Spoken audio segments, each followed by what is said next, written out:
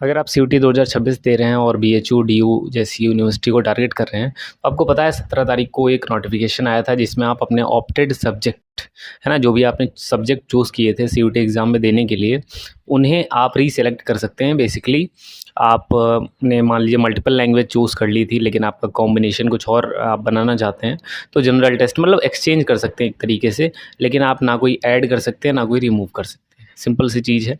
मान लीजिए आपने 5 सब्जेक्ट चूज़ किए थे, तो 5 डिफरेंट सब्जेक्ट आप अगेन चूज़ कर पाओगे, फिर आपको उसको सबमिट करना है, सिंपल सी चीज़।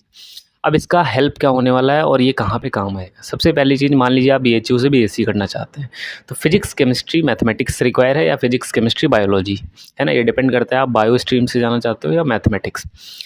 तो सबसे इम्पोर्टेंट ये है कि मान लीजिए कोई स्टूडेंट है, उसने फिजिक्स लिया, केमिस्ट्री लिया और बायो नहीं लिया, ठीक है, लैंग्वेज ले लिया, लैंग्वेज में हिंदी, इंग्लिश और जीएटी, इतना ले लिया कॉम्बिनेशन।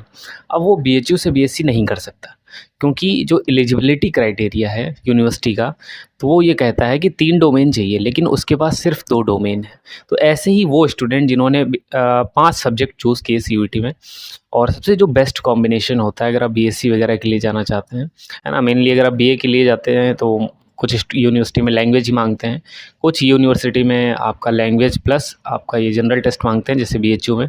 तो मैं बीएचयू की ही बात करता हूँ, बाकी अगर कोई यूनिवर्सिटी हो, आपको एलिजिबिलिटी क्राइटेरिया जानना हो तो कमेंट करना और ट्राई करिए 11:50 PM तक आप इस चीज़ को कर लीजिए।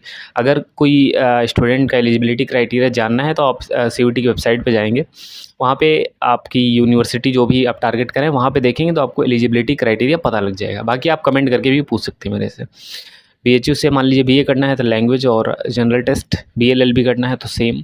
अगर आप एग्रीकल्चर करना चाहते हैं तो सिर्फ 3 डोमेन चाहिए, चाहे आपका फिजिक्स, केमिस्ट्री, मैथ हो, या फिजिक्स, केमिस्ट्री, एग्रीकल्चर, या फिजिक्स, केमिस्ट्री, बायोलॉजी। इन 3 डोमेन सब्जेक्ट से आप कर सकते हैं, लैंग्वेज नहीं रिक्वायर है। ऐसे ही बीएससी में भी लैंग्वेज नहीं रिक्वायर है। लेकिन जो सबसे बेस्ट कॉम्बिनेशन है, जैसे इलाहाबाद की बात करूँ तो वहाँ पे एक डोमेन और लैंग्वेज और जनरल टेस्ट मांग लेते हैं। और अगर आप बात करेंगे, इलाहाबाद में बहुत सारे कोर्सेज़ में जनरल टेस्ट मांगते हैं, ठीक है। दिल्ली यूनिवर्सिटी की बात करेंगे तो सिर्फ 30% पासिंग क्राइटेरिया है। अगर आप बीएससी करना चाहते हैं, 30% पासिंग क्राइटेरिया है, किसमें? लैंग्वेज में। लैंग्वेज के मार्क्स नहीं आपके ऐड होंगे। मान लीजिए जो मेरिट आएगी आपकी, जो राउंड पहला अलॉटमेंट है, वो अकॉर्डिंग टू आउट ऑफ 750 होगी, क्योंकि सिर्फ 3 डोमेन के बेसिस पे ही, आपके सीयूटी के स्कोर पे ही आपकी जो मेरिट बनने वाली है। लेकिन लैंग्वेज सिर्फ पासिंग मांग रहे हैं, मतलब लैंग्वेज चाहिए, लैंग्वेज प्लस 3 डोमेन उसमें मांग रहे हैं, ठीक है। लेकिन आपकी जो मेरिट होगी, जो अलॉटमेंट होगा, वो 3 डोमेन में ही होगा। ये डीयू का क्राइटेरिया है, तो मतलब लैंग्वेज आपको चूज़ करना है। तो जिन भी स्टूडेंट ने, आप ट्राई करिए, जो सबसे बेस्ट कॉम्बिनेशन है, सबसे सेफ है, 3 डोमेन प्लस लैंग्वेज और आपका एक जनरल टेस्ट, है ना, जनरल टेस्ट। और लैंग्वेज में आप वही चूज़ करिए जो आपको बहुत अच्छे से आती है, ठीक है। और इस वीडियो को ज़्यादा से ज़्यादा आप लोग शेयर करें। चैनल पर नए हो तो सब्सक्राइब कर लो। बीएचयू से रिलेटेड आपको जो भी इन्फॉर्मेशन है वो मैं देता रहता हूँ। और बीएचयू के लिए जितने भी स्टूडेंट प्रिपेयर कर रहे हैं, टेलीग्राम पे आपको बहुत सारा फ्री मटेरियल मिल जाएगा। तो चैनल पे आप डिस्क्रिप्शन में आपको लिंक मिल जाएगा, वहाँ से आप उसको कर सकते हैं।